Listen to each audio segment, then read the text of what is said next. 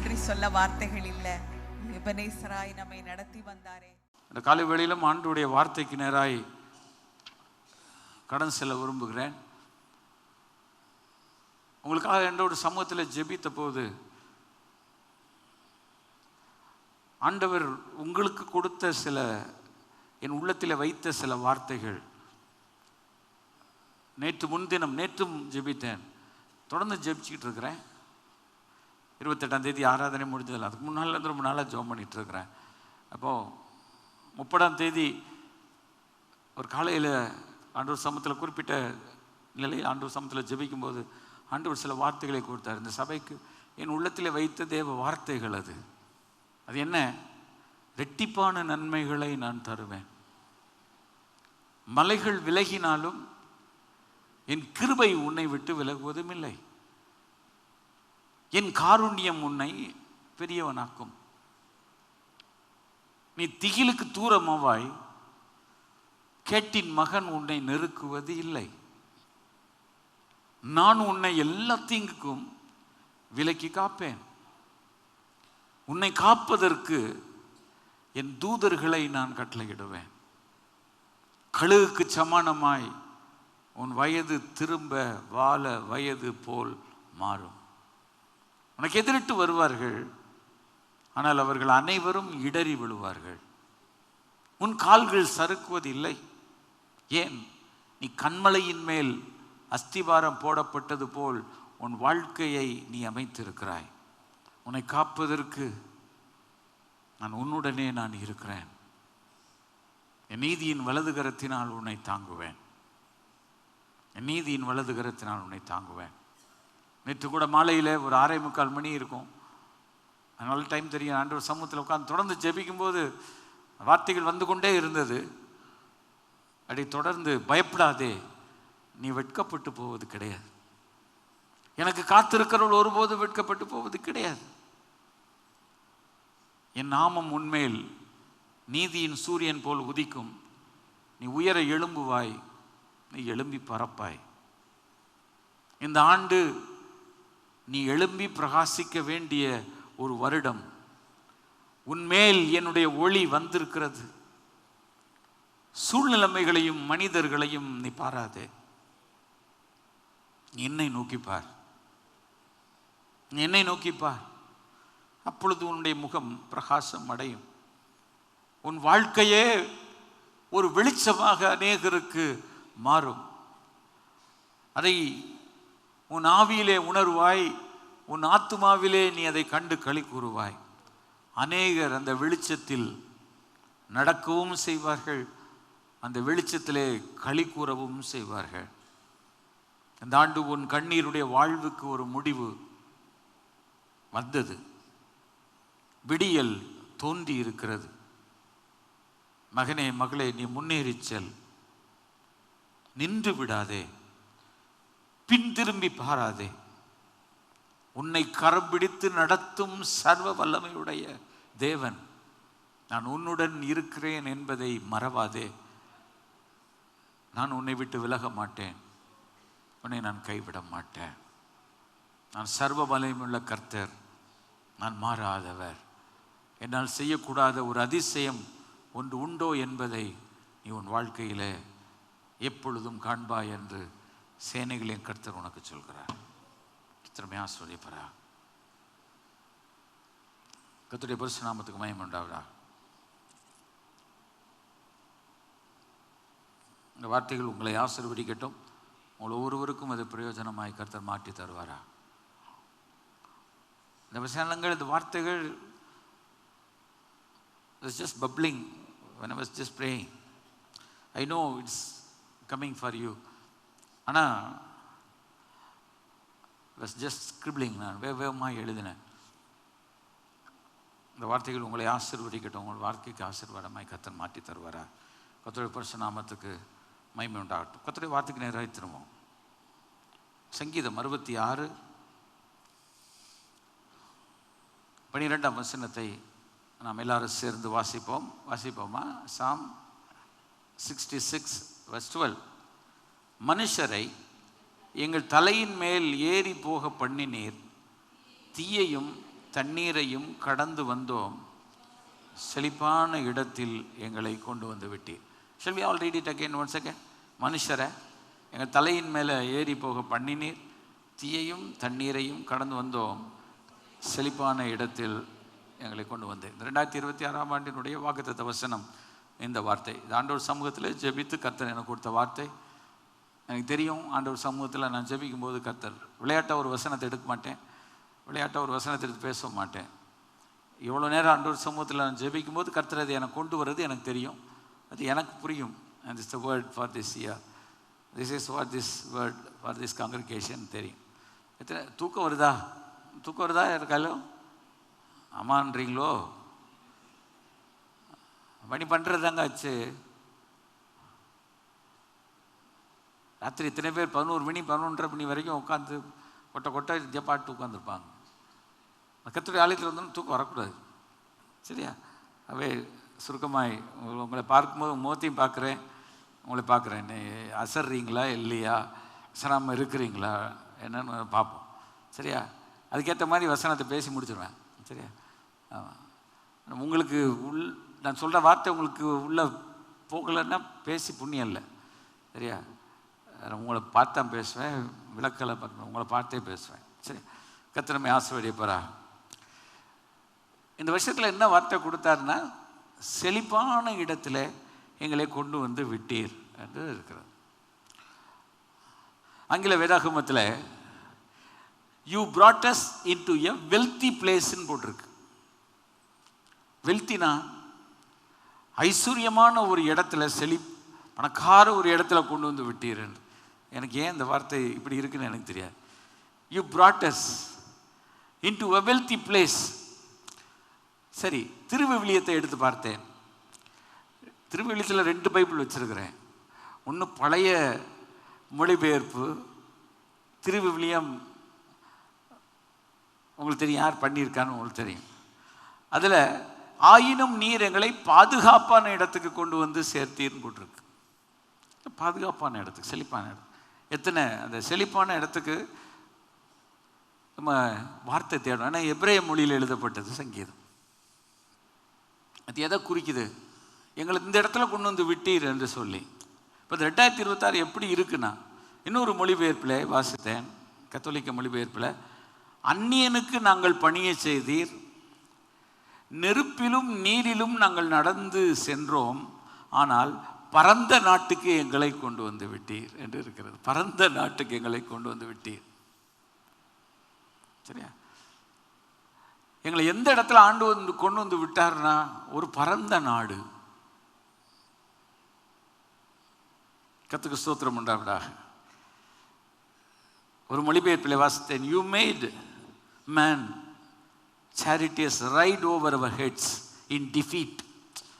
மனுஷரை எங்கள் தலையின் மேல் ஏறி போக பண்ணினீர் என்றால் அதனுடைய அர்த்தம் என்னன்னா, பழைய காலத்தில் ஒரு ராஜா இன்னொரு தேசத்தை வெற்றி கொள்வான் என்றால், வெற்றி பெற்ற பிறகு அநேகரை சிறைப்பிடித்து அவளுடைய கழுத்துகளில் கால்களை வைப்பார்கள், ரதங்களை ஓட்டுவார்கள் என்று சொல்லியிருக்கிறது.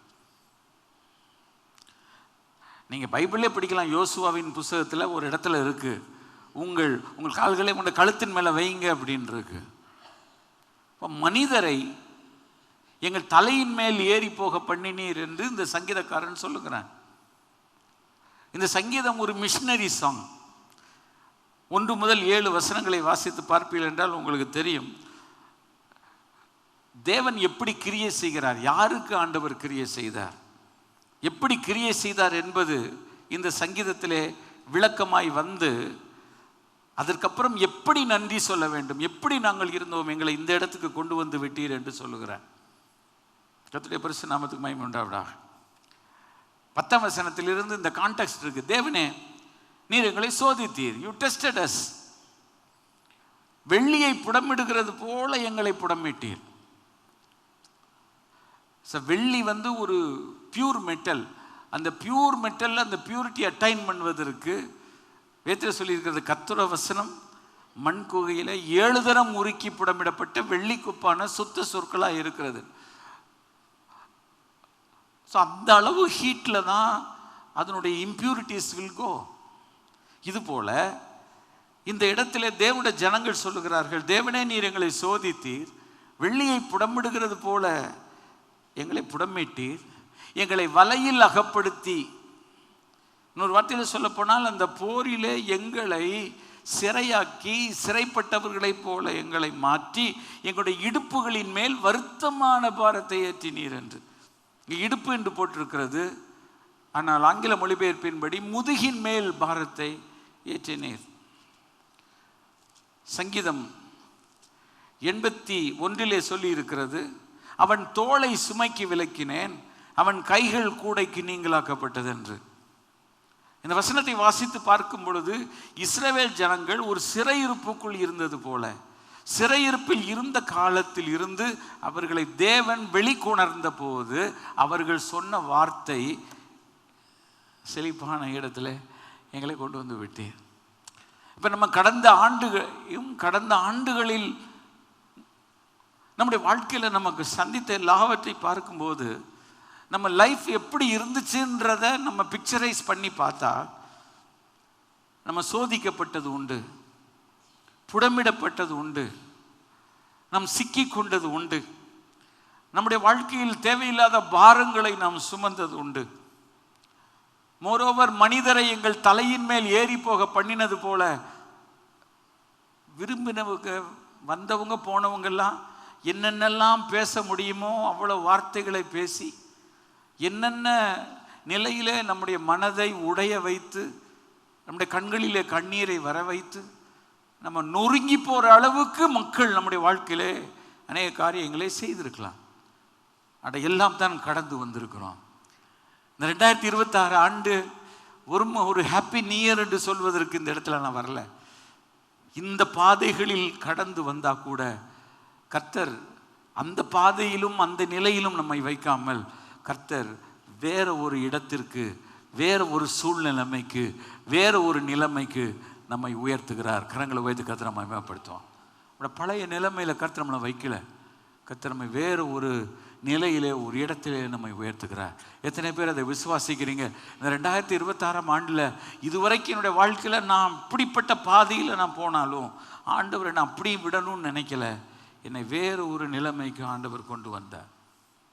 சரி, ஏன் ஆண்டவர் நம்மை இந்த பாதையிலே நடத்த வேண்டும்? வேதத்திலே 2 பகுதிகள் இருக்கிறது. ஒன்று, தேவன் நம்முடைய வாழ்க்கையில் அநேக நேரங்களிலே அவர் நம்மை சோதிக்கிறார். 1-2 வசனங்களை மாத்திரம் நான் சுட்டிக்காட்ட விரும்புகிறேன். உபாகமத்தின் புஸ்தகம் 8ஆம் அதிகாரம் 5ஆம் வசனத்தை நீங்கள் வாசித்து பாருங்கள். புக் ஆஃப் டியூட்ரானமி 8வது அதிகாரம் 5ஆம் வசனத்தை வாசித்து பாருங்கள். ஒருவன் தன் புத்திரனை சிட்சிக்கிறது போல உன் தேவனாகிய கர்த்தர் உன்னை சிட்சிக்கிறார். சிட்சை என்ற வார்த்தை சாஸ்டைஸ்மெண்ட் என்று இருக்கிறது. சாஸ்டைஸ்மெண்ட் என்ற வார்த்தையினுடைய அர்த்தம், it proceeds with love, not as a judgment. When a person doing some wrong, the government, the law has a right to put him behind the prison. ஒரு ஜட்ஜ்மெண்ட் கொடுத்து அவனுக்கு ஒரு தண்டனை கொடுக்கும். ஆனால் தேவனும் சரி, பெற்றோர்களாகிய நாமும் சரி, நம்முடைய பிள்ளை தவறு செய்யும் போது அழிப்பதற்கல்ல, அவர்களை அகற்றுவதற்கல்ல, அவளை திருத்துவதற்காக சில கடினமான வழிகளை நம்முடைய பெற்றோர்கள் நமக்கு மேற்கொண்டு நம்மை சரியான வழிக்கு கொண்டு வர முயற்சி செய்கிறார்கள். தட் இஸ் கால்ட் சிட்சை, சாஸ்டைஸ்மெண்ட். நம்முடைய வாழ்க்கையில் தேவன் நம்மை சிட்சிக்கிறதான ஒரு ஆண்டவர். 8ஆம் அதிகாரத்தின் 1ஆம் வசனத்திலிருந்து நீங்கள் 2-3 வசனத்தை பார்க்கும்போது இஸ்ரவேல் ஜனத்தை குறித்து மோசே சொல்லும்போது சொல்றான், உன்னை சிறுமைப்படுத்தும்படிக்கும் தம்முடைய கட்டளைகளை நீ கைக்கொள்வாயோ கைக்கொள்ள மாட்டாயோ என்று உன்னை சோதித்து உன் இருதயத்தில் உள்ளதை நீ அறியும்படிக்கு உன்னை இந்த 40 வருஷம் வனாந்திரத்திலே உன்னை நான் நடத்தி வந்தேன் என்று சொல்லுகிறார். தம்முடைய ஜனத்தை ஆண்டவருக்கு தெரியாதா என்ன? மனுஷன் முகத்தை பார்க்க, கடவுள் இருதயத்தை பார்க்கிறார். ஆனால் ஆண்டவர் இந்த 20 லட்சம் ஜனங்களையும் கூட அவங்க மனசுல என்ன இருக்குன்னு கண்டுபிடிக்கிறதுக்கு கர்த்தர் அவர்களை இந்த 40 ஆண்டுகள் அவர்களை சிறுமைப்படுத்த வேண்டிய நேரங்கள் இருந்தது. நம்முடைய வாழ்க்கையில் அதை ஒத்துக்கொள்ளணும். அதாவது நம்ம வெளியில் ஒன்று பேசலாம், கர்த்தருக்கு தெரியும். ஆனால் நம்ம உள்ளுக்குள்ளே என்ன இருக்குன்றது கர்த்தருக்கு ரொம்ப நல்லாவே தெரியும். ஆனால் அது என்னன்னு கண்டுபிடிக்கிறதுக்கு நம்ம இந்த சூழ்நிலைமையில் கொண்டு போகும்போது தான் நம்முடைய வார்த்தைகள் வெளிப்படுவது, நம்முடைய முகபாவம் மாறுவது, நம்ம செயல்படுறது எல்லாத்துலேயும் கர்த்தர் சொல்வார், இந்த இடத்துல மகனே உன்னை திருத்து, மகளே நீ திருத்துன்னு தான் கர்த்தர் உன்னை சொல்வார். நம்முடைய வாழ்க்கையில் தேவன் நம்மை கடந்த காலங்களிலே ஒருவேளை சிட்சித்து சிறுமைப்படுத்தி இருந்தால் நம்மை அதோடு விடுகிற தேவன் அல்ல, நம்மை நிரூபித்து நம்மை உயர்ந்த ஒரு இடத்துக்கு தேவன் நம்மை கொண்டு வருகிற ஒரு தேவனாக அவர் இருக்கிறார். Actually, this is God's fatherly love that expressed towards us. God disciplines his own children. நேசிக்கிற புத்திரனை ஆண்டவர் கடிந்து கொண்டு சிட்சிக்கிறார் என்று சொல்லி இருக்கிறது. எபிரேயர்கள் சொல்கிறான், இந்த சிட்சை உங்களுக்கு கிடைக்காமல் இருந்தால் நீங்களும் வேசி பிள்ளைகளாய் போயிருப்பீர்கள் என்று சொல்லுகிறார். இப்போ இன்னைக்கு சாயங்காலத்தில் the debate is going on. இப்போ நேற்று 2-3 நாட்கள் தமிழகத்தில் நடந்த சில சம்பவங்கள், சட்டம் ஒழுங்கு சரியில்லை, எல்லாம் லேசாக ஒருத்தர் பேசிட்டு இருக்காங்க போட்டோம். ஆனால் ஒவ்வொரு மனிதனுக்கும் அவனுக்கு சட்டத்தை குறித்த ஒரு பயமும் இருக்கணும், சட்டத்திலே ஒரு தவறு செய்தால் தண்டனை இருக்கிறது என்ற ஒரு எண்ணம் இருக்கணும். அவனுடைய பழக்க வழக்கங்கள் சரியில்லாமல் இருந்தால் அவனை திருத்தணும், திருந்திக் கொள்ளணும், திருத்துற இடத்துக்கு அவன் போகணும், ரீஹபிலிட்டேஷன் சென்டருக்காயிலும் போகணும் அவனுடைய வாழ்க்கை.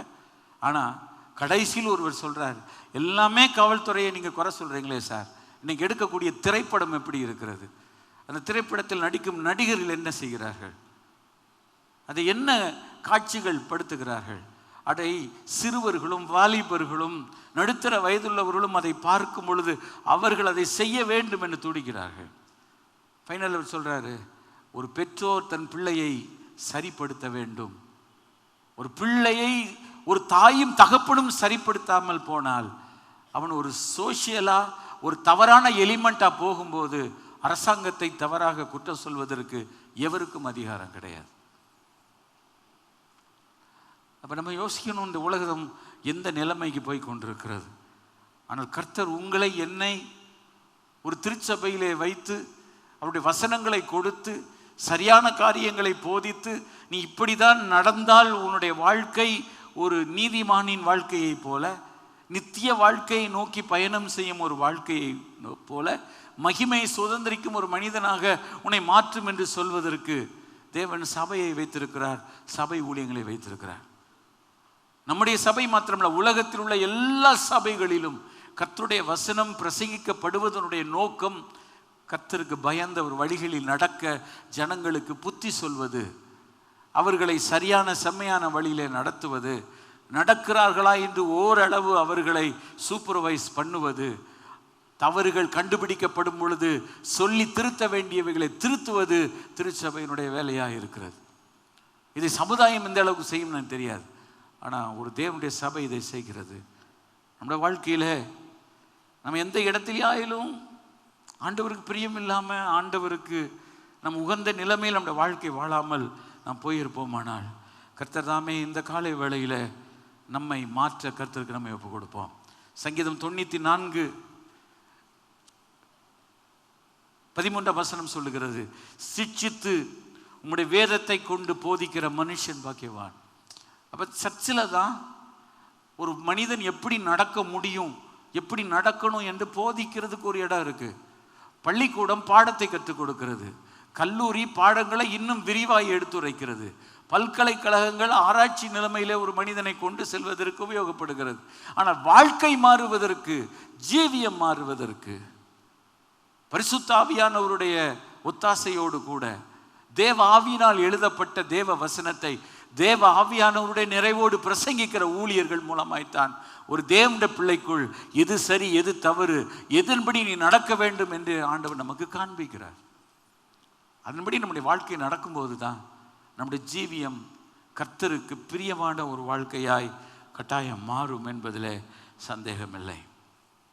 நீதிமொழியின் புஸ்தகம் 3-ம் அதிகாரம் 11-12 வசனங்களை வாசித்து பார்க்கும் பொழுது உங்களுக்கு நான் அதை வாசித்து காட்டுகிறேன். என் மகனே, கர்த்தருடைய சிச்சையை நீ அற்பமாய் எண்ணாதே. அவர் கடிந்து கொள்ளும் போது சோர்ந்து போகாதே. தகப்பன் தான் நேசிக்கிற புத்திரன் யாரையும் சிட்சிக்கிறது போல எவனிடத்தில் அன்பு கூறுகிறாரோ அவனை சிட்சிக்கிறார். ஆண்டவர் நம்முடைய லைஃப்ல சில காரியத்தை அவர் அனுமதிச்சு, அது நம்முடைய வாழ்க்கையில நமக்கே தெரியும், கர்த்தர் நம்மை திருத்துகிறார். நம்மோடு கூட இடைப்படுறான்னு நமக்கு நல்லா தெரியும், நம்முடைய ஸ்பிரிட்ல தெரியும். தேவனுடைய ஆவி தேவன் ஆவியாக இருக்கிறார், அவருடைய வசனம் ஆவியாக இருக்கிறது. நாம் பரிசுத்த நம்முடைய லைஃப்ல எங்க கோளாறு இருக்கிறது என்பதை நம்ம போதும்போது நம்ம திருத்தினோம்னா நம்முடைய வாழ்க்கை ஆசீர்வாதமாய் மாறும். இந்த புது வருஷத்துல அந்த இடத்துக்கு கர்த்தர் நம்மை கொண்டு வருவாராக. ஏன் இந்த வசனத்தை கர்த்தர் நமக்கு தந்திருக்கிறார் என்பதை வெகு வேகமாய் ஒவ்வொரு காரியமாக சொல்லிட்டு போறேன். இஸ்ரவேல் ஜனங்கள் ஆதியாகமத்தின் புஸ்தகம் 15ஆம் அதிகாரம் 13-14 வாசித்து பார்த்தீங்கன்னா, ஆபிரகாமோடு கூட தேவன் சொல்றார், இஸ்ரவேல் ஜனங்கள் தப்பு பண்ணாங்கன்னு இல்லை, ஆனா அவங்க ஒரு காலத்துல 400 வருஷம் ஒரு இடத்துல உபத்திரப்படுவாங்கன்னு சொல்றார். ஆனா அவங்க உபத்திரப்படுவாங்கன்னு சொன்னதுக்கு காரணம் அவங்க செய்த தவறு அல்ல. அந்நிய தேசத்திலே பரதேசிகளை போல சஞ்சரித்து தேசத்தாலே 400 வருஷம் உபத்திரப்படுவாங்கன்றார். இந்த உபத்திரவம் அவர் செய்த தவறுனால அல்ல, இது தேவனுடைய முன்னறிவு. God's foreknowledge is not the causative. தேவனுடைய முன்னறிவு என்பது அவர் அதற்கு நேரடி காரணர் அல்ல. ஆனால் அவங்க லைஃப்ல இது நடக்கும்னு தெரியும். ஆனால் 400 ஆண்டுகளுக்கு பிறகு அவர்கள் வெளியே வருவார்கள் என்று கர்த்தர் சொல்றார். அவங்களை யாரெல்லாம் அடிமைப்படுத்தி வச்சிருந்தாங்களோ அவங்களெல்லாம் நியாயம் தீர்ப்பேன்னு சொல்றார். அப்போ இப்படியும் ஒரு வாழ்க்கை இருக்கிறது. சில நேரங்களில் நம்ம செஞ்ச தவறுக்கு நம்ம அடிபடலை, சில தவறுக்காக நம்ம குற்றப்படுத்தப்படலை. ஆனால் நம்முடைய வாழ்க்கையிலே தேவன் சில காரியங்களை நம்முடைய வாழ்க்கையில் நடக்கும் என்பதை அவர் அறிந்திருக்கிறார். அது நடந்துதான் ஆகும். உபாகமத்தின் புஸ்தகம் 8ஆம் அதிகாரம் 2 முதல் 5, 40 வருஷம் வனாந்திரத்தில் கர்த்தர் அவங்களை நடத்தும் போது அவங்களை யாருன்னு கண்டுபிடிச்சார். நியாயாதிபதிகள் காலம் வரும்போது 400 வருடங்கள் இஸ்ரவேல் ஜனங்கள் ராஜாக்கள் இடத்துல மாட்டிட்டாங்க, பெலிஸ்தியர் இடத்துல மாட்டிட்டாங்க, அமலேக்கியர் இடத்துல மாட்டிக்கிட்டாங்க. அதுல வரக்கூடிய அத்தனை ராஜாக்களும் நல்லவர் என்று சொல்ல முடியாது. கர்த்தரே அவர்களை ஒப்பு கொடுத்தார். ஏன்? ஆண்டவர் விரோதமா போயிட்டாங்க. இஸ்ரவேல் ஜனங்களுடைய வாழ்க்கையில நடந்த ஒரு பெரிய தவறு என்னன்னா, சில ஆசீர்வாதம் வந்த உடனே நல்லா இருப்பாங்க, கொஞ்ச நாள் ஆகும் பழைய வழிக்கு போவாங்க. அப்போ ஆண்டவர் அவங்களை அப்படி விட முடியாது, கர்த்தர் அவங்கள திரும்ப கொண்டு வரணும். இப்போ இதை நமக்கு சொல்லிக் கொடுக்கறதுக்கு சர்ச்சு இதை தவிர வேற எந்த இடம் இருக்கு? நம்ம லைஃப்ல கர்த்தருக்குள்ள நடந்துகிட்டே இருக்கும்போது பாட்டில் போயிட்டு இருக்கோம். ஆனால் கர்த்தரை விட்டு விலகும் போது கர்த்தர் நம்ம திரும்ப கொண்டு வரணும் பாதை. இஸ்ரவேல் ஜனங்கள் அசீரிய சிறையிருப்பில் கர்த்தர் கொடுத்தார். கிட்டத்தட்ட 40 வருஷம் மாட்டிக்கிட்டாங்க. கர்த்தர் விடுதலை பண்ணி கொண்டு வந்தார். கடைசியில் பாபிலோனிய சிறையிருப்புக்குள்ளே போனாங்க, 70 வருஷம் மாட்டிக்கிட்டாங்க. இந்த சங்கீதம் அந்த பாபிலோனிய சிறையிருப்பில் இருந்து வரும் பொழுது இஸ்ரவேல் ஜனங்களுக்கு தேவன் செய்த காரியங்களை தேவன் நினைப்பூட்டுகிறதாகத்தான் இந்த சங்கீதம் அமைகிறது. ஏன்? எந்த ஒரு தேசம் தேவனை துதிக்கணும் அப்படின்னு நினைச்சு பார்த்தீங்கன்னா, இன்னைக்கு இந்த இடத்துல தேவனுடைய ஜனங்களாகி நீங்களும் நானும் ஏன் ஆண்டவரை துதிக்கணும்னா அதுக்கு சில காரணங்கள் உண்டு. இஸ்ரவேல் ஜனங்களுடைய வாழ்க்கையில் நடந்த காரியத்தை நான் வாசித்து காட்டுகிறேன். எகிப்தின் அடிமைத்தனத்திலிருந்து அவங்களை விடுவித்தார், சரியா? அவளை காப்பாற்றினார். வனாந்திரத்திலே அவர்களை அற்புதமாக அதிசயமாக வழி நடத்தினார். செழிப்பான கானான் தேசத்துக்கு கொண்டு வந்தார். அங்கிருக்கும் 7 பலம் பெருத்த ஜாதிகளை முறியடித்தார். அந்த தேசம் அவங்க தேசம் இல்லை, ஆனால் தேசத்தில் கர்த்தர் கொடுப்பேன்னார். ஆனால் அவங்களை அங்கே கொண்டு வரும்போது அந்த 7 ஜனம் பெருத்த ஜாதிகளை ஆண்டவர் அடித்து துரத்தி அந்த தேசத்தை அவங்க கையில் அவங்களுக்கு சுதந்திரமாக ஆண்டவர் கொடுக்குறார். ஏன்னா வாக்கு பண்ணிட்டார் ஆபிரகாமுக்கு, அதை நிறைவேற்றணும். அதுக்காக இவ்வளவு காலங்கள் காத்திருந்தவங்களை கொண்டு வந்தார். அது மாத்திரமில்லை, இஸ்ரவேல் ஜனங்களுக்கு என்ன கொடுத்தார்? யாருக்கும் கிடைக்காது. இந்த நியாய பிரமாணத்தை அவங்களுக்கு கொடுத்தார். 10 கட்டளைகளை அவங்களுக்கு கொடுத்தார். வேற யாருக்கும் கிடையாது. அவங்க மத்தியில் தன்னுடைய பரிசுத்த ஸ்தலத்தை ஸ்தாபித்தார். இஸ்ரவேல் ஜனங்களுடைய நடுவிலே வனாந்திரத்தில் ஆசரிப்பு கூடாரத்தை உங்களுக்கு நிறுவி கொடுத்தார். ஒரு சர்வீஸ்னா எப்படி இருக்கணும்? மகா பரிசுத்த ஸ்தலம்னா என்ன? பரிசுத்த ஸ்தலம்னா என்னது? பிரகாரம் என்ன, எப்படி ஆராதனை முறை இருக்கணும், யார் அதை ஆராதனையை நடத்தணும், யார் அந்த இடத்துக்குள்ளே போக முடியும், இதெல்லாம் சொல்லி கொடுத்தார். ஒழுங்குகளை ஆண்டவர் கற்றுக் கொடுத்தார். வேறு யாருக்கு செய்தார்? ஆசாரியர்களை கொடுத்தாரே, தீர்க்கதரிசிகளை கொடுத்தாரே. அது மாத்திரமல்ல, அந்த 40 வருஷமும் அவருடைய வாழ்க்கையில் என்ன குறை கர்த்தர் வைத்தார்? பகலிலே மேகஸ்தம்பம், ராத்திரியில் அக்னி ஸ்தம்பம். அவருடைய வஸ்திரங்கள் பழையதாய் போகவில்லை, அவருடைய செருப்புகள் கிழிந்து போகவில்லை. எப்போ அவங்க கிளம்புனாங்களோ அதே போல தான். எந்த ஹோட்டல் அவங்களுக்கு இல்லை, எந்த ஆஸ்பத்திரியும் இல்லை. ஆனால் மன்னாவினால் அவர்களை போஷித்தார். காடைகளை கொண்டு அவர்களுக்கு நான் வெஜிடேரியன் ப்ரொவைட் பண்ணார். அவருடைய பலனை கர்த்தர் குறையாமல் பாதுகாத்து கொண்டார். எந்த ஆபத்துகளும் அவளுக்கு வராதபடி அந்த 20 லட்சத்துக்கும் அதிகமான ஜனங்களை கர்த்தர் அற்புதமாய் 40 வருஷம் அந்த வனாந்தரத்தில் காத்தார். நம்ம திரும்ப திரும்ப படிக்கிறது எதுக்காக? கர்த்தர் இவர்களுக்கு 40 வருஷம் இப்படி செய்ய முடியும்னா, யார் சுகவீனமாக இருந்தாங்க, எந்த ஆஸ்பத்திரிக்கு போனாங்க, எந்த மருத்துவரை தேடினாங்க, அப்படின்னு சொன்ன நானே உன் பரியாரியாகிய கர்த்தர் என்று சொன்னார். அப்போ கர்த்தர் அவர்களை, தம்முடைய ஜனத்தை, உலகத்தில் இருக்கிற ஜனங்களை காட்டிலும் எவ்வளவு ஜனங்கள் உலகத்தில் சுற்றி இருந்தார்கள், ஆனால் இந்த தம்முடைய ஜனங்களை கர்த்தர் வனாந்தரத்தில் வழி நடத்தி காண்பித்தது எதுக்காகனா, என்னால் என் ஜனத்துக்கு நான் செய்ய முடியும், நீ என்னை நம்புனா உனக்கு நான் செய்ய முடியும். கைகளை வச்சு கர்த்தரை மையப்படுது. அவங்களுக்கு செஞ்ச ஆண்டவர் உங்களுக்கு எனக்கு அவர் செய்ய முடியும். அந்த ஜனங்கள் எப்போ கீழ்ப்படியாமல் போனாங்களோ கர்த்தர் அவங்களை டிசிப்ளின் பண்ணார். இடத்துல வாசிக்கிறோம், உபாகம புஸ்தகத்தில் வாசிக்கும் போது கர்த்தரை ஒரு சந்ததியவே அழிச்சிட்டார். யோசுவா, காலேப், இந்த 2 பேர் உள்ள போறதை தவிர மற்ற எல்லாரையும் ஆண்டவர் அழித்தார் என்று இருக்கிறது. அவர்களை வரவழைத்து அழித்தார். ஏன் ஆண்டவர் செய்யணும்? இந்த தேசத்துக்குள்ள நீ போகணும்னா, நீ சரியில்லாமல் நீ போனா அந்த தேசம் உருப்படாமல் போகும். எப்படி ஒரு கொல்லன் ஒரு அழகான பொருளை கொண்டு வர முற்படும் போது அந்த உலோகத்தை குகையில இட்டு சுத்திகரித்து அதில் இருக்கிற அழுக்குகளை நீக்கி விலக்கி அசுத்தங்களை அப்புறப்படுத்தி அதுக்கப்புறம் தான் ஒரு அழகான பாத்திரமாக கொண்டு வர்றார். உங்களை என்னை ஆண்டு ஒரு அழகான பாத்திரமாக கொண்டு வரணும் விரும்புகிறார். 2026ஆம் ஆண்டிலே நாம் கர்த்தருடைய கிருபையினாலே முன்னேறி செல்லும்போது மறந்து போகக்கூடாது, தேவன் நம்மை ஒரு பாத்திரமாக, அவர் பயன்படுத்தும் ஒரு பாத்திரமாக தேர்ந்தெடுத்திருக்கிறார். என்னை ஒரு கனத்துக்குரிய பாத்திரமாக என்னை வைத்திருக்கிறார். என் வாழ்க்கையில் கனத்து குறைவாகவோ கனவீனத்துக்கு எதுவான எந்த ஒரு காரியம் என் லைஃப்பில் இருக்கக்கூடாது. கர்த்தாவே என்னை சுத்திகரியும், என்னை பரிசுத்தமாக்கும், என்னை எஜமானுடைய உபயோகத்துக்கேற்ற ஒரு கனத்துக்குரிய பாத்திரமாய் என்னை மாற்றும் என்று சொல்லும்போது தான் கர்த்தர் நம்மை மாற்றுவார். ஆண்டவருக்கு இந்த புது வருஷத்தில் நாம் இடம் கொடுப்போமா? ஒரே ஒரு உதாரணத்தை சொல்லி நிறைவு செய்யும்படியாக நான் விரும்புகிறேன். கர்த்தர் நம்முடைய வாழ்க்கையில் என்றைக்கு ஒரு கஷ்டத்தின் பாதையில் நம்ம கடந்து போனோம்னா அதுக்கப்புறம் கர்த்தர் நம்மளை அந்த இடத்துல இல்லாமல் இன்னொரு ஆசீர்வாதமான இடத்துக்கு கொண்டு வர்றார்.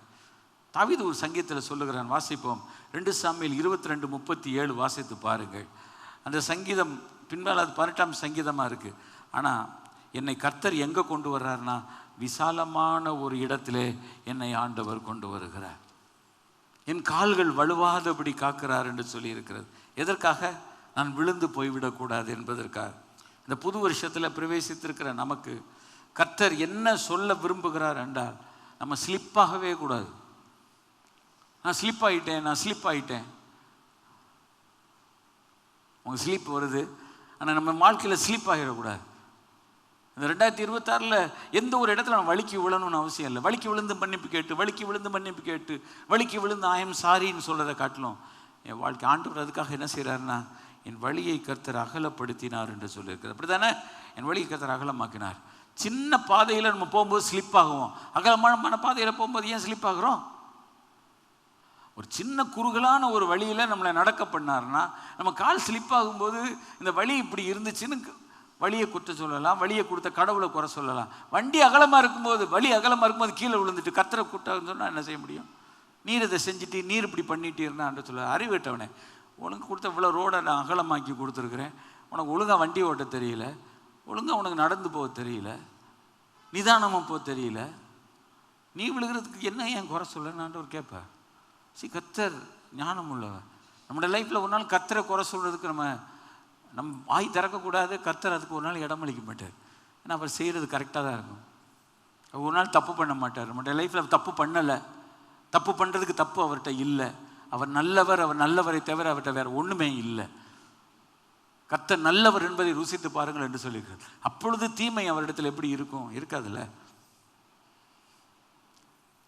ஆனால் கர்த்தர் நம்மை விட்டு விடுவாரா என்ன? 1 நாளாகமம் 4:10 ஒருத்தன் பிறக்கிறான். அவன் பேர் யாப்பேஸ். அவன் பிறக்கும்போது அவங்க அம்மா சொல்கிறேன், உன்னை நான் வருத்தத்தோடு பெற்றேன்றா.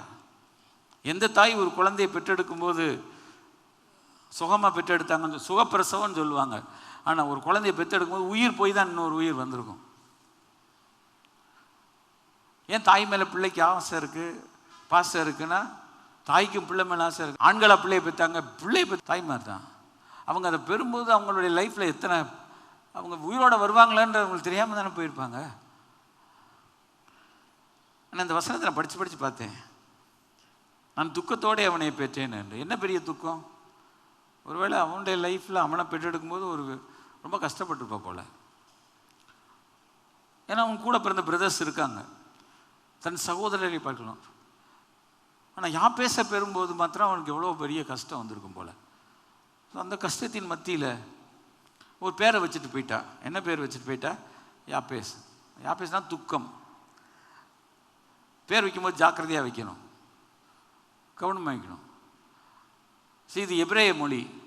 ஸோ அங்கே போகும்போது யாரும் அவனை பார்த்தா துக்கம் தான் சொல்லியிருப்பாங்க. இப்போ என்னை பார்த்து துக்கம்னு சொல்லணுமா, இன்னொருத்தர் பார்த்தா என்ன சந்தோஷம்னு சொல்லணுமா?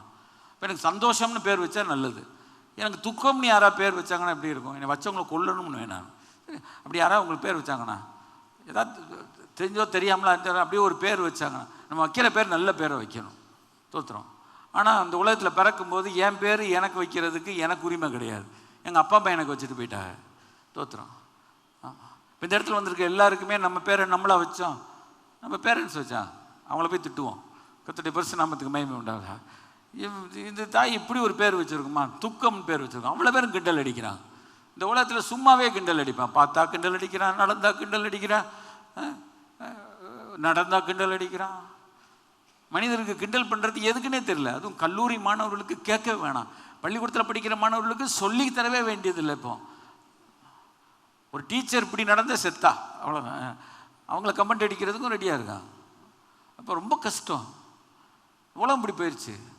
ஒரு காலத்தில் குரு, ஆமாம் தெய்வம் அப்படிலாம் சொன்னாங்க. இப்போல்லாம் கிடையாது. குருவெல்லாம் பக்கத்தில் உட்காரு, பேசாமல் சத்தம் போடாது, கொண்டே விடுவேன் அப்படின்னு சொல்கிற அளவுக்கு போயிட்டாங்க. இப்போ ஆத்தியாராக வர்றவங்க, டீச்சராக வர்றவங்க பயந்து டெய்லி ஜோம் பண்ணிட்டு போக வேண்டியது இருக்கிறது. கர்த்தாவே என்னை காத்தருளும், உன்னதமானவரின் மறைவில் இருக்கிறவன் சர்வ வல்லவருடைய நிழலில் தங்குவான், ஜோம் பண்ணிட்டு போக வேண்டியது இருக்கிறது. என்ன பண்ணுவான்னு தெரியாது. சத்தத்தை போட்டோன்னா குத்திடுவேன்றான். அப்போ அவர் பாடம் எப்படி நடத்துவார்? கத்தி தான் கண்ணில் தெரியும். ஒழுங்காக பேர் வைக்கணும். தோத்துறோம். அந்த பையன் புரிஞ்சுக்கிட்டான். ஒரு நல்ல ஜெபம் பண்ணான். ஆண்டவரை பார்த்து ஒரு ஜெபம் பண்ணான், ரொம்ப பிடிக்கும். 4 வரி தான் சொன்னான், தேவரீர் என்னை ஆசீர்வதியும்னா. ஏடா அந்த வீட்டில் இத்தனை பிரதர்ஸ் இருக்காங்க, எவனா ஒருத்தன் ஜெபம் பண்ணானா? ஒரு பேர் ஜெபம் பண்ணல. ஆனால் இவன் ஜெபம் பண்ணிட்டான் பாருங்க, தேவரீர் என்னை ஆசீர்வதித்து. சரி, நம்ம குடும்பத்தில் எல்லாரும் ஜெபம் பண்ணுவாங்கன்னு நம்ம நினைக்கிறோம். ஆனால் நடக்குமான்னு எனக்கு தெரியல. நம்ம எல்லா பிள்ளைகளும் பக்தியாக இருக்கணும்னு தான் நினைக்கிறோம். இருக்குமா தெரியல. என்ன பாஸ்டர் இப்படி நெகட்டிவாக சொல்கிறேன்? இல்லை, அதுக்கு நம்ம தான் முயற்சி பண்ணணும். திருவள்ளுவருக்கு முயற்சி திருவினையாக்கும் சொன்னாரா இல்லையா? முயற்சி பண்ணணும்ல. முயற்சியே பண்ணாமல் எல்லாமே ஆண்டவரே நமக்கு செஞ்சிருவார் நம்ம எப்படி நினைக்க முடியும்? நம்ம செய்ய வேண்டிய வேலைன்னு ஒன்று இருக்குல்ல. நம்ம செய்ய வேண்டிய வேலையை நம்ம செஞ்சால் தான் கர்த்தர் செய்ய வேண்டிய வேலையை நம்ம செய்வார். பிரியாணி அதாவா வந்துடும். நாளைக்கு காலையில் செய்ய போகிறீங்க, அதுக்கு எத்தனை ப்ரிப்பரேஷன் இருக்குது. காலங்காத்தாலே ஹஸ்பண்டை விரட்டி விட்டு கறி வாங்க போய் வாங்கிட்டு வாயா, நல்ல கறியாக பார்த்து வாங்கிட்டு வா. சும்மா அப்படி அத்தனை காலையிலே இருந்துச்சு பைய தூக்கிட்டு ஓட வேண்டியது இருக்குது. அந்த அம்மா மாத்திரம் அது அடுப்பில் நின்று அது படாத பாடுபட போகுது. அந்த அம்மாவும் பாடுபடுத்து, அவரும் கடைக்கு போய் பாடுபடுறாரு. அப்போ தான் ருசியாக பிரியாணி சாப்பிட முடியும். பிரியாணி ஆண்டவர் அப்படியே அற்புதமாக வாயில் வந்து ஊட்டுவார்.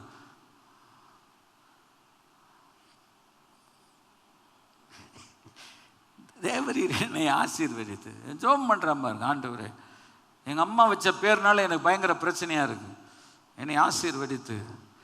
தேவரீர் ஆசீர்வதிக்கும் போது எல்லை பெரிதாகும், கையில் ஒத்து கத்திர மயப்படும். சரி, தேவன் ஆண்டு சொன்னார், இடம் கொள்ளாமல் போக மட்டும் நான் உங்களை ஆசீர்வதி. மல்கியால அப்படி தானே சொன்னார், இடம் பத்தாது.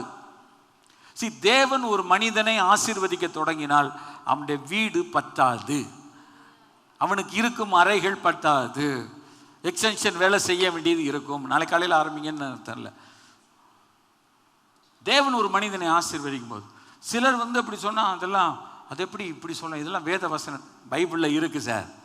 தேவரீர் என்னை ஆசீர்வதித்து புத்தியா ஜெபம்னா என் எல்லையை பெரிதாக்கும். இப்போ என்ன அர்த்தம்னா, இவ்வளோ ஆசீர்வாதத்தை வைக்கிறதுக்கு எனக்கு ஒரு இடம் வேணும், எல்லாம் பெரிதாகணும்.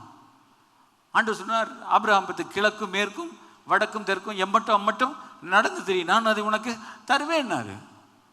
நீ நடந்து தெரியாம உனக்கு தர முடியாது, நீ நடந்து திரி, நீ நோக்கிப்பார். கர்த்தர் ஆபிரகாமோடு வாய் திறந்து பேசுறாரு, நீ பாடுற. அதை லோத்து போயிட்டான்னு கவலைப்படக்கூடாது, லோத்து போனது நல்லது. நம்மை விட்டு சிலர் போனனால கவலைப்படக்கூடாது. தேவனுக்கு சித்தம் இல்லாதவங்க நம்ம விட்டு போனாங்கன்னா கவலைப்படக்கூடாது. கர்த்தருக்கு ஸ்தோத்திரம் உண்டாவதாக. ஆபிரகாமை ஆண்டவர் ஆசீர்வதிக்கும் போது, நான் உன்னை ஆசீர்வதிக்கவே ஆசீர்வதித்து உன்னை பெருகவே பெருக பண்ணுவேன் என்றார். கைகள் வைத்து கர்த்தரை மகிமைப்படுத்தும். அல்லேலூயா. நான் உன்னை ஆசீர்வதிக்கவே ஆசீர்வதித்து உன்னை பெருகவே பெருக பண்ணுவேன் என்று சொன்னார். இன்றைக்கு ஆபிரகாமுடைய ஆசீர்வாதம் தான் இன்றைக்கும் தேசத்திலே, உலகத்திலே, நாடுகளிலே பெருகி வருகிறது. அந்த ஆபிரகாமின் தேவன் தான் நம்முடைய தேவன், யாக்கோபின் தேவன் தான் நம்முடைய தேவன், ஈசாக்கின் தேவன் தான் நம்முடைய தேவன். அந்த ஆண்டவர் நமக்கு இருக்கும்போது அநேகர்கள சந்தேகம் இருக்கு. யாப்பேஸ் இஸ்ரவேலின் தேவனை நோக்கி, தேவரீர் என்னை ஆசீர்வதித்து எல்லையை பெரிதாக்கி. நம்முடைய சமூகத்தில் ஆண்டவர் சமூகத்தில் ஜெபம் பண்ணியிருக்கீங்களா? அப்படி எல்லையை பெரிதாக்கும் என்று சொல்லி. இப்போ நான் இந்த இடத்துல இருக்கிறேன்னா நான் அப்படி ஜெபம் பண்ணுறேன். கிட்டத்தட்ட 100க்கும் அதிகமான வசனங்களை உபயோகப்படுத்தி ஆண்டவர்கிட்ட ஜெபம் பண்ணுறேன். பெருமைக்கு சொல்லலை. அதில் ஒரு வசனம், தேவரீர் என்னை ஆசீர்வதித்து எல்லையை பெரிதாகும். நான் இருந்த இடத்துலையே இத்தினோண்டு நான் இருக்கக்கூடாது, இத்தினோண்டு இருந்து இத்தினோண்டாகி நான் போகக்கூடாது. ஆண்டவர் சொல்ல, நீ வலது புறத்திலும் இடது புறத்திலும் இடம் கொண்டு பெருகுவா என்று சொல்லியிருக்கிறார். அது அவருடைய வார்த்தை, அவர் போய் சொல்ல மாட்டார். அப்போ என்னை ஆண்டவர் வலதுபுறம் இடதுபுறம் இடம் கொண்டு பெருகுவாய் என்றால் இங்கே ஒரு கால் இங்கிட்டு ஒரு கால் வைப்பேன். நான் யார் தலையிலும் கை வைக்க மாட்டேன், யார் தலையிலும் என் கால் வராது. ஆனால் கர்த்தர் என்னை எங்கே கால் வைக்க சொல்கிறாரு அங்கே வைப்பேன். ஆண்டவர் சொன்னார், நீ நடந்து திரி, நான் உனக்கு தருவேன்னார். ஆண்டவர் புத்தியா இல்லை இந்த வயசில் அவனுக்கு சொல்லும்போது, நீ நடந்து திரியாதை நான். தேவன் தம்முடைய சீசலுக்கு சொன்னார், கால் மிதிக்கும் தேசம் பாடுறோமே கர்த்தருக்கு சொந்தமாகும், கண் பார்க்கும் பூமி எல்லாம் கல்வாரி கொடி பறக்கும் என்று சொல்லுகிறோமே. Do we believe that? நம்புறோமா? அதை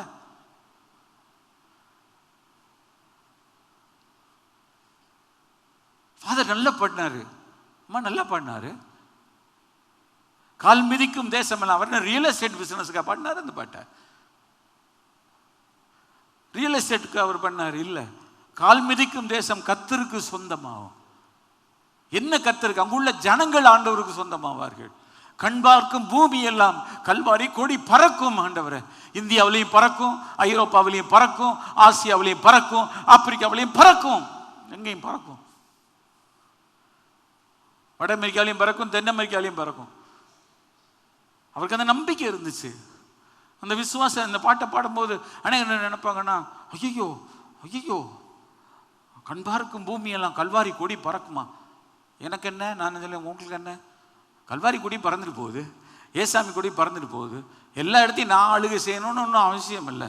அங்கங்கே கர்த்தர் வச்சிருக்கவங்கள அவங்கள கொண்டு ஆளுகை செய்வார். கைகளை வந்து கர்த்தரை மகிமைப்படுத்துவோமா? 2026 அப்படி போகணும். மது கரம் என்னோடு கூட இருந்து ஒருவார் நம்ம கரம் என் கூட இருக்கணும், அதுதான் முக்கியம். ஹலோ, நம்மளை ஆசீர்வதித்து இடம் பெருசாகும் போது அவர் கை நம்ம கூட இல்லைன்னா நம்மகிட்ட இருக்க நிறைய பேர் லவ்ட்டிட்டு போயிடுவான், தூக்கிட்டு போயிடுவேன். இந்த வார்த்தையெல்லாம் நீங்கள் கேட்டது இல்லையோ, லவ்ட்டிட்டு போயிடுவேன். இதெல்லாம் ஒரு எலோக்கியல் வேர்டு. நாங்கள் ஒரு காலத்தில் அடிச்சிருக்கோம். இஸ்தின்னு போயிடுவான், நம்ம தூக்கிட்டு போயிடுவான். நம்மகிட்ட இருக்க அவர் கரம் நம்ம கூட இருக்கணும். நம்முடைய கரம் என்னோடு கூட இருக்கணும். ஆண்டுடைய கை நம்ம கூட இருந்தால் யார் என்ன செய்ய முடியும்? தீர்க்கதரிசனம் வார்த்தை, உங்களை தொடுகிறவன் என் கண்மணியை தொடுகிறான். நம்ம கண்ணை நம்ம குத்த முடியுமா?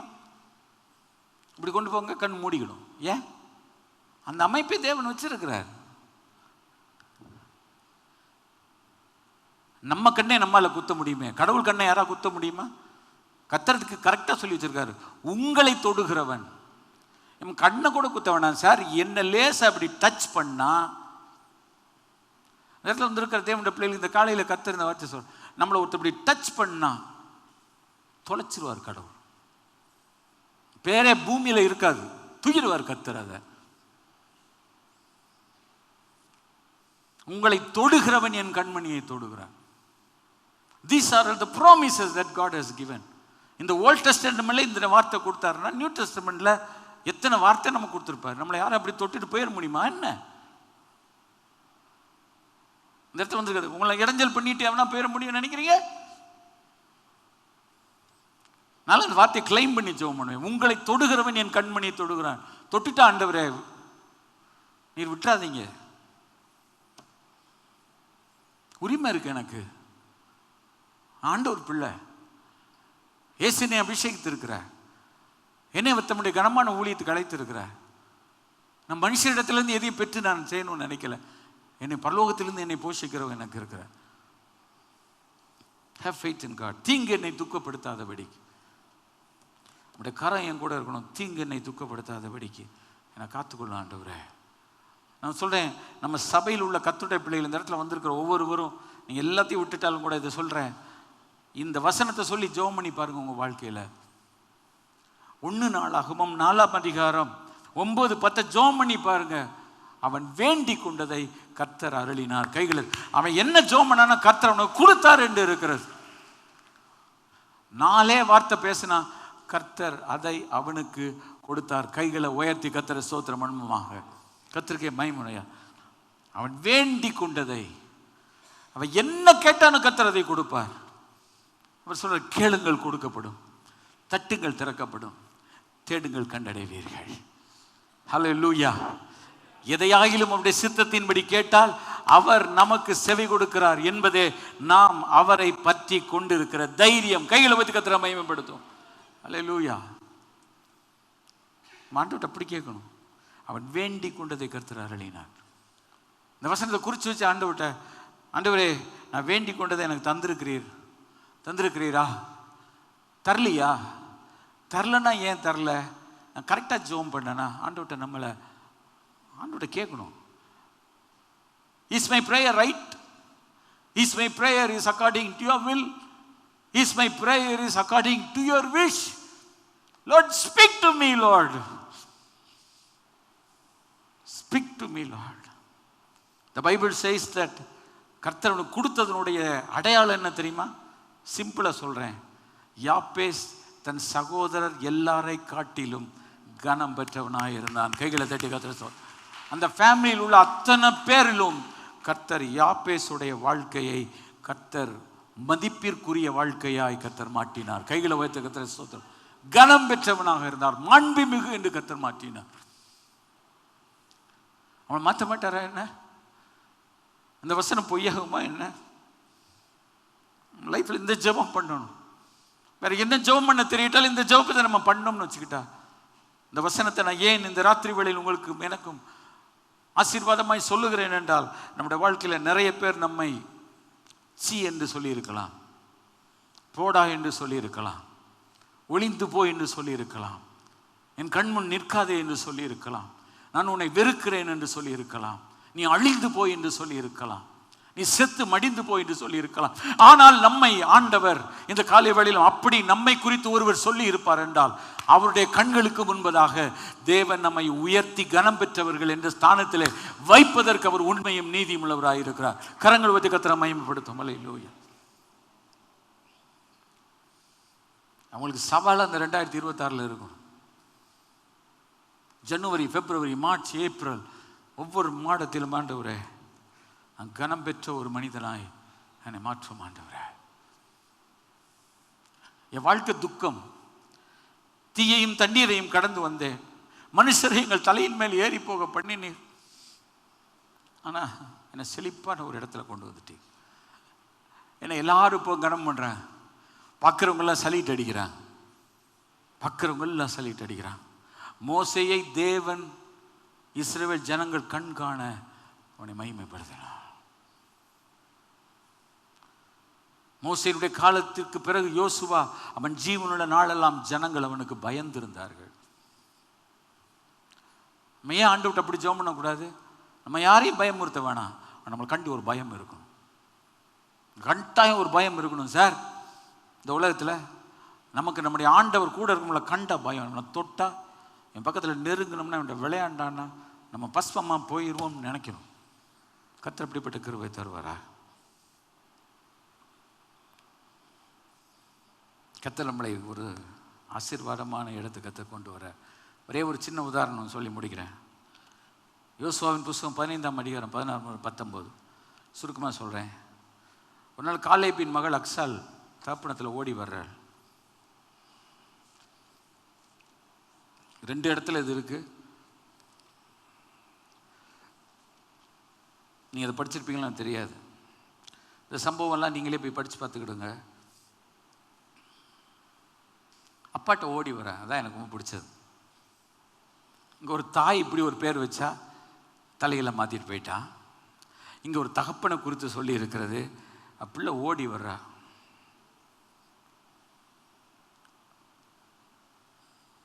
அவள் கழுதையின் மேலிருந்து அவள் இறங்கினாள்.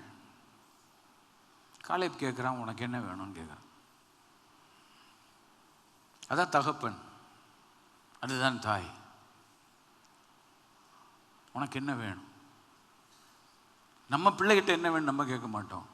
ஆனால் நம்ம பிள்ளை இடத்துல உனக்கு என்ன வேணும்?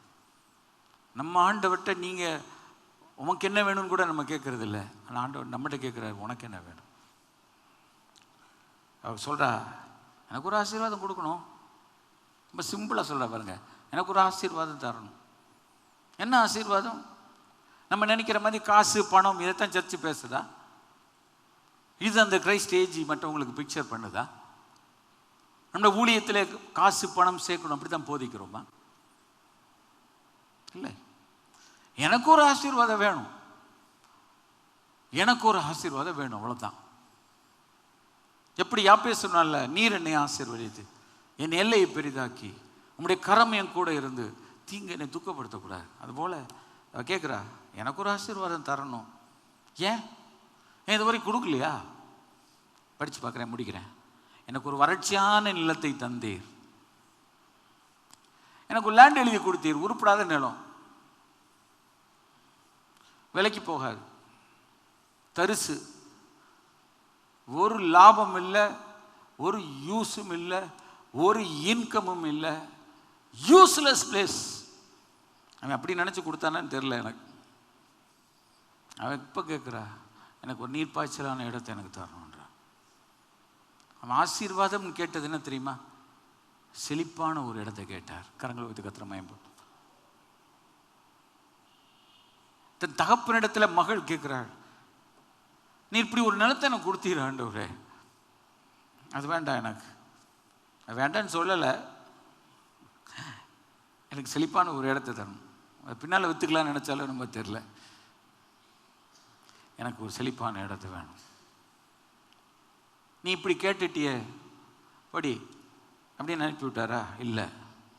பைபிள் சொல்லுது, மேற்புறத்திலும் கீழ்ப்புறத்திலும் நீர்ப்பாய்ச்சலான நிலங்களை நமக்கு கொடுத்தான்.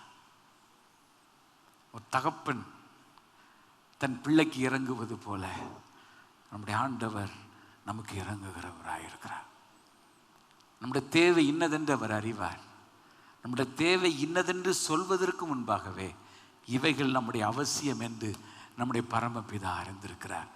ஆனாலும் நம்முடைய வாழ்க்கையில் நம்முடைய தேவை என்ன என்று சொல்லும்போது அந்த தேவைகளுக்கு பதில் சொல்லுகிற கொடுக்கிற ஒரு ஆண்டவர் நமக்கு இந்த 2026ஆம் ஆண்டிலும் இருக்கிறார். கரங்களை ஊற்றி கத்திர மையப்படுத்துவோம். நம்ம எல்லாரும் எளிமையிருந்து நம்ம ஜெபம் போடுவோம். ஆண்டவரே, நீர்ப்பாய்ச்சலான நிலத்தை ஒரு செழிப்பான இடத்துல கொண்டு வந்து விட்டது போல என் லைஃப் இது வரைக்கும் இப்படி தான் தரிசு.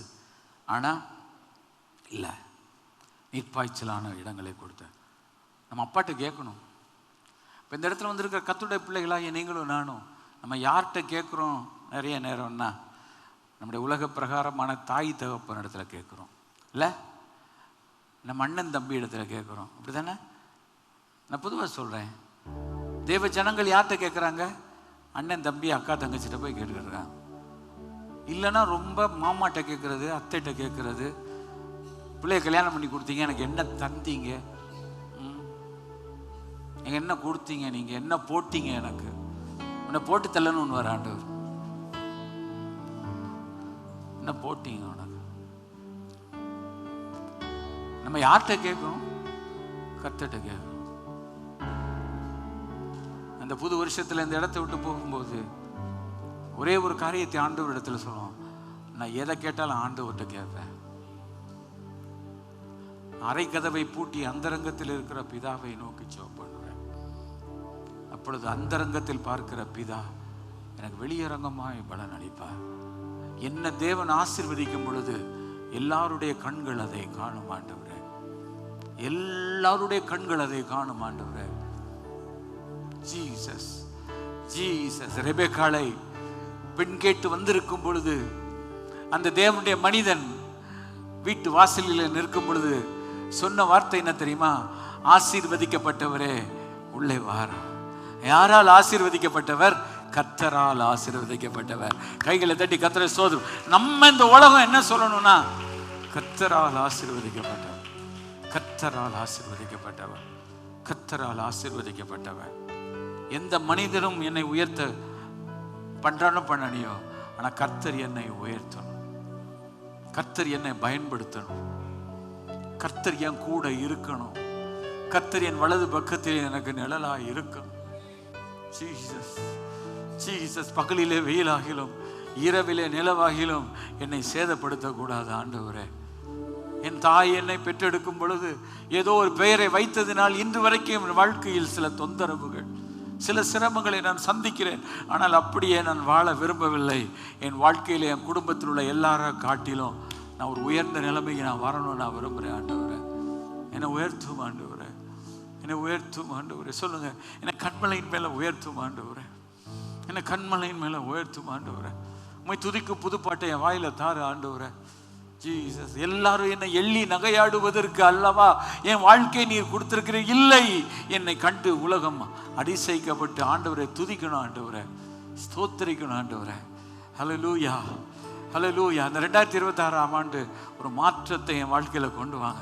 செழிப்பான இடத்துல என்னை கொண்டு வந்து விட்டு ஆண்டவரே, மனுஷரை என் தலையின் மேலே ஏறி போக பண்ணினது போல என் மேலே எத்தனையோ பேர் ஏறி மிதிச்சுட்டு போயிருக்கிறாங்க.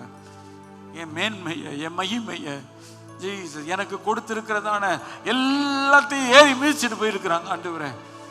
ஆனா நான் உண்மை நோக்கி பார்க்கிறேன் ஆண்டவரே. உண்மை நோக்கி பார்த்த ஒருத்தரும் நான் வெட்கம் அடைய வேண்டிய தேவையே கிடையாது. உண்மை நோக்கி பார்த்தவர்கள் வெட்கப்பட்டு போனதில்லை ஆண்டவரே. இந்த ஏழை கூப்பிட்டான், கர்த்தர் கேட்டு அவனுடைய இடுக்கண்களுக்கெல்லாம் அவனை நீங்களாக்கி விடுவிக்கிற ஒரு ஆண்டவர் எனக்கு இருக்கிறதுக்காக ஸ்தோத்திரம் ஆண்டவரே. நீர் இருக்கிறதுக்காக ஸ்தோத்திரம். சொல்லுங்க, நீர் இருக்கிறதுக்காக உமக்கு ஸ்தோத்திரம் ஆண்டவரே. நீர் என் பக்க துணையா இருக்கிறதுக்காக உமக்கு ஸ்தோத்திரம் ஆண்டவரே. உமக்கு ஸ்தோத்திரம் ஆண்டவரே, உமக்கு ஸ்தோத்திரம் ஆண்டவரே, உமக்கு ஸ்தோத்திரம் ஆண்டவரே, உமக்கு ஸ்தோத்திரம் ஆண்டவரே. அந்த சரணத்தை மாத்திரம், அந்த அந்த பல்லவியை மாத்திரம் நம்ம ஒரு முறை பாடி ஆண்டவருக்கு நன்றி சொல்லுமா. உங்க நாமம் உயரணும், என் மேன்மை அடையணும். பாடுவேன், பாடுவோம். அல்லேலூயா. உங்க நாமம் உயரணும் ஆண்டவரே. இந்த வருஷத்துல நான் போற இடத்துல எல்லாம் உங்களோட பெயரை ஆண்டவரை கர்த்தர் உயர்த்தணும் ஆண்டவரே. என் பெயரை உயர்த்துகிற எந்த இடத்துல வந்து நான் உங்களை ஆசீர்வதிப்பேன். நம்மை ஆசீர்வாதமா கர்த்தர் மாற்றுவாராக.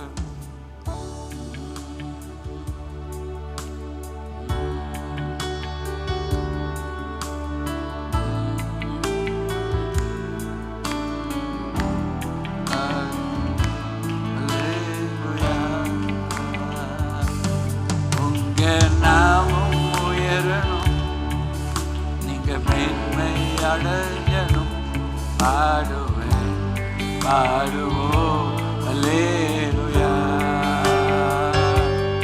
உங்க நாமம் உயரணும், இந்த மேன்மை அடையணும். பாடுவேன், பாடுவோம் அல்லேலூயா. அல்லேலூயா அல்லேலூயா. Hallelujah,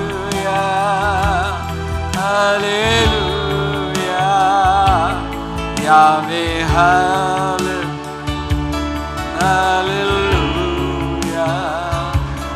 யாவே ஹalleluya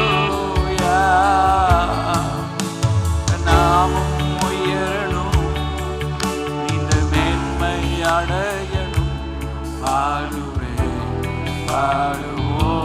அல்லேலூயா கையில உயர்த்தி சொல்லுவோம் உங்க நாமம் உயரணும் இந்த மேன்மை அடைய பாடுவோம் அல்லேலூயா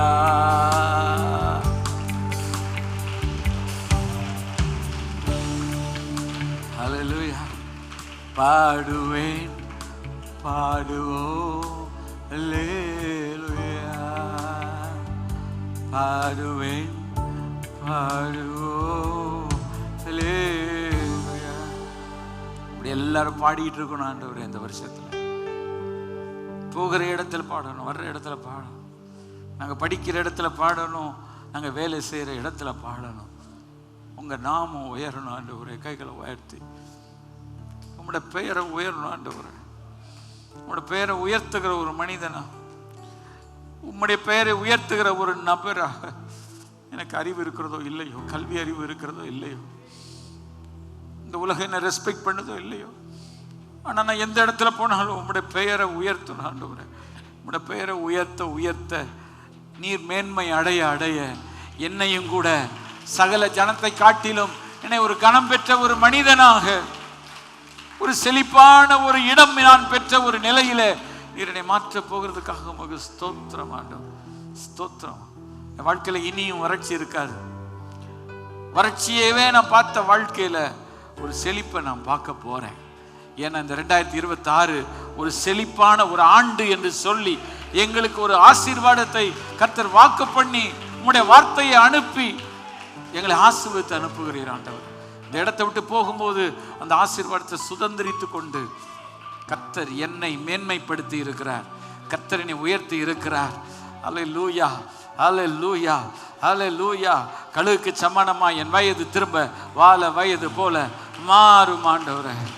என் அக்கிரமங்களை கர்த்தர் நீக்கி இருக்கிறீர், என் வியாதிகளை நீக்கி என்னை குணமாக்கி இருக்கிறீர், என் வாழ்க்கையுடைய சாபங்களை அகற்றி இருக்கிறீர், என்னை பரிசுத்தமாக்கி இருக்கிறீர், என்னை பரிசுத்தமாக்கி இருக்கிறீர் ஆண்டவரே. அல்லேலூயா அல்லேலூயா அல்லேலூயா. எஜமானுடைய உபயோகத்துக்கு ஏற்ற கனத்துக்குரிய பாத்திரமா என்னை மாற்றி இருக்கிறேன். என்னை காணும் போது, என் வார்த்தையை கேட்கும் போது, நான் ஜெபிக்கும் போது அந்த இடத்துக்கு ஒரு பெரிய ஆசீர்வாதத்தை கர்த்தர் கொண்டு வர போற காசு ஸ்தோத்திரம். அப்படிப்பட்ட ஒரு ஆசீர்வாதமா என்ன இந்த இடத்தை விட்டு அனுப்புற காசு ஸ்தோத்திரம். எல்லா துதியும் கனமும் மகிமையும் உமக்கு செலுத்துகிறோம். இயேசுவின் நாமத்தில் ஜெபிக்கிறோம் எங்கள் ஜீவன நல்ல பிதாவே. என் ஆத்துமாவே கர்த்தரை ஸ்தோத்திரி, என் முழு வீடு பரிசுநாமத்தை ஸ்தோத்திரி. என் ஆத்துமாவே கர்த்தரை ஸ்தோத்திரி, செய்த சகல உபகாரங்களை மறவாதே. நம்முடைய கர்த்தராயிருக்க இயேசு கிறிஸ்துவின் கிருபையும் பிதாவாகிய தேவனுடைய அன்பும் பரிசுத்த ஆவியானுடைய அந்யோன்ய ஐக்கியம் சந்தோஷம் சமாதானம் நம் அனைவரோடும் சகல பரிசுத்தவான்களோடும் அடைய வருகை புரிந்த மெனடேக்கும் இருப்பதாக. கர்த்தருடைய ஆசீர்வதித்து காக்க கடவர். கர்த்தர் தம்முடைய முகத்தை உண்மையில் பிரகாசிக்க பண்ணி உண்மையில் கிருபையாக இருக்க கடவர். கர்த்தர் தம்முடைய முகத்தை உண்மையில் பிரசன்னமாக்கி உனக்கு சமாதானம் கட்டளையிட கடவர். கர்த்தரை ஆசீர்வதிப்பாராக. உங்கள் அனைவருக்கும் இந்த புத்தாண்டு வாழ்த்துக்களை தெரிவித்துக் கொள்கிறேன். கர்த்தர் உங்களை ஆசீர்வதிப்பாராக.